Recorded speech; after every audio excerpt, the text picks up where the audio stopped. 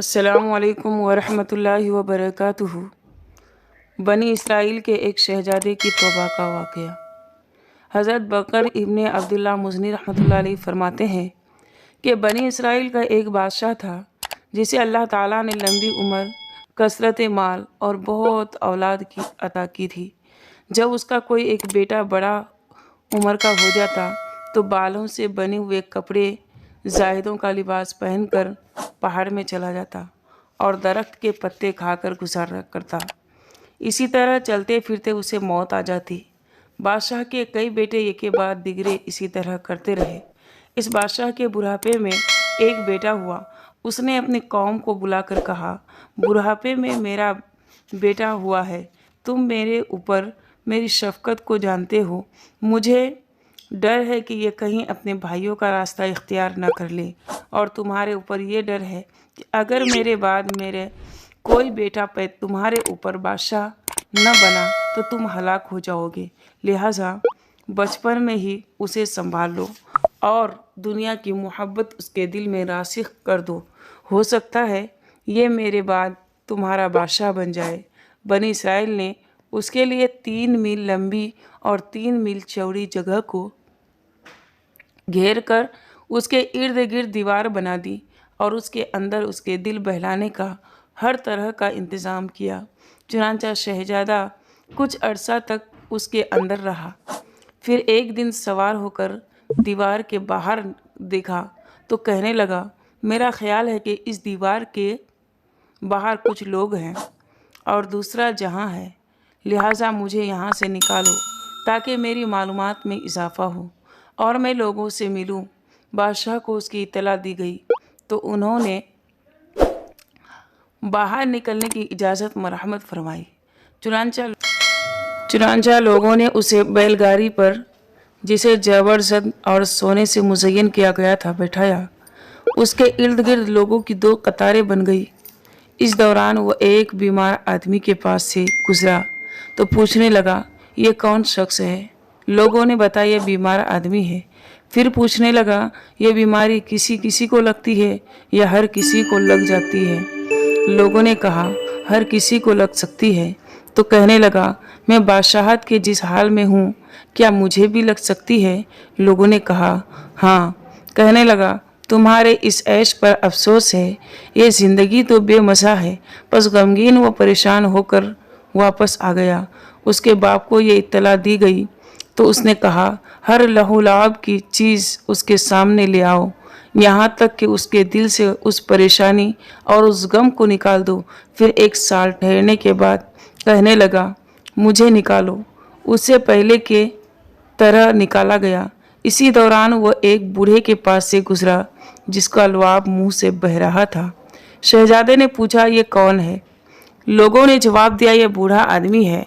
वो कहने लगा, ये बुढ़ापा किसी किसी पर आता है या हर किसी पर आता है अगर उसे लंबी उम्र मिल जाए? लोगों ने बताया, एक एक पर आता है। कहने लगा, तुम्हारे इस ऐश पर अफसोस है, ये ज़िंदगी किसी के लिए ख़ास नहीं है।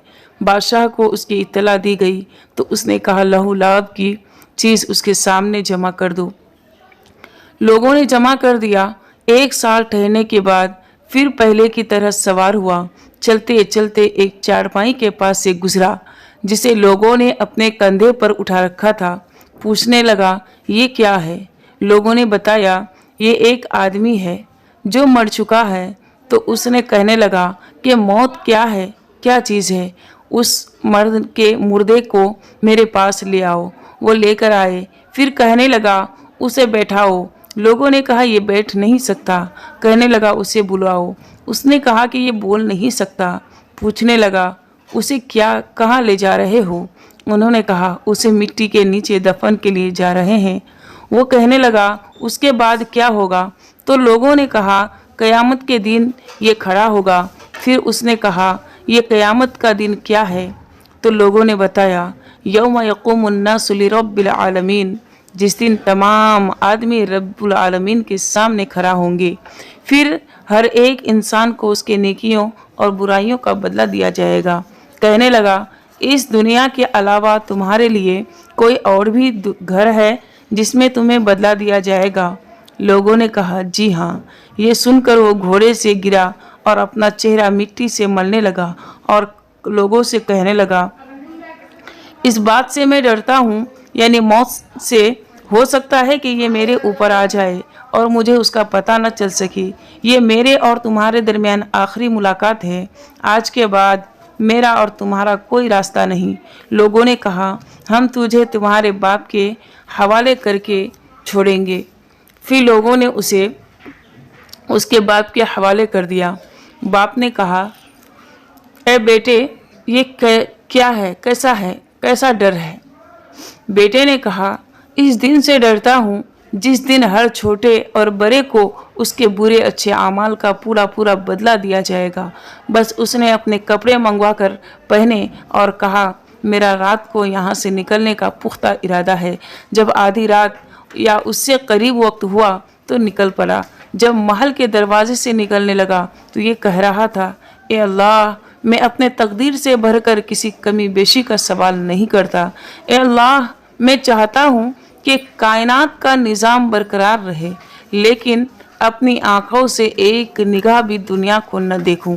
हज़रत बकर इब्न अब्दुल्ला रहमतुल्लाह अलैह कहते हैं, ये वो आदमी है जो गुनाह को न जानने के बावजूद निकल पड़ा। उस शख्स का क्या बनेगा जो गुनाह करता है और उसे जानता है और तौबा भी नहीं करता। इस वाक़या से बादशाह का लड़का बीमारी में मुब्तला हुआ। जिस शख्स से मिला वो उस शख्स के बारे में दरियाफ्त किया। उसी के मुनासिब हाल हज़रत इकरमा रज़ी अल्लाह तआला अन्हु की एक रिवायत है। फरमाते हैं कि एक मरतबा हज़रत उमर इब्न अब्दुल अजीज़ का गुज़र एक ऐसे शख्स के पास से हुआ जो कोढ़ की बीमारी में मुब्तला था, अंधा भी था, बहरा और गूंगा भी। हज़रत उमर फ़ारूक रज़ी अल्लाह तआला अन्हु ने अपने रुफ़क़ाए सफ़र से अर्ज़ किया, क्या तुम इस बंदे पर उसकी ज़ाहिरी नियामतों में से कोई नियामत देख रहे हो? रुफ़क़ा ने अर्ज़ किया कि नहीं, ये तो सब नियामतों से महरूम है। आपने फरमाया, तुम्हारी सोच गलत है। क्या तुम इस शख्स को नहीं देख रहे हो कि ये पाखाना और पेशाब कर रहा है और आसानी से उसकी ज़रूरियात पूरी हो रही है? क्या यह अल्लाह की नियामत नहीं है? इसलिए इंसान के लिए ज़रूरी है कि वह अल्लाह की तमाम नियामतों का हर हाल में शुक्र अदा करे, क्योंकि उसकी नियामतें बेशुमार है।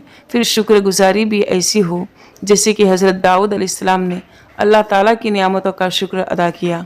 और बतौर मनक़बत अल्लाह ने अपने कुरान मुक़द्दस में उनके शुक्र का बयान करते हुए इरशाद फरमाया, रब्बी औज़ीनी अन अश्कुर नियामतिक अल्लती अनअमत अलैया व अला वालिदैया व अअमल सालिहन तरज़ाहु अदखिलनी बिरहमतिका फ़ी इबादिका स्वालिहीन।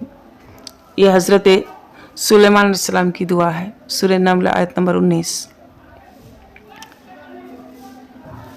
इसी तरह के वाक़यात सुनने के लिए हमारे चैनल हम्मा टेक को सब्सक्राइब करें और दोस्तों के साथ शेयर करें, लाइक करें।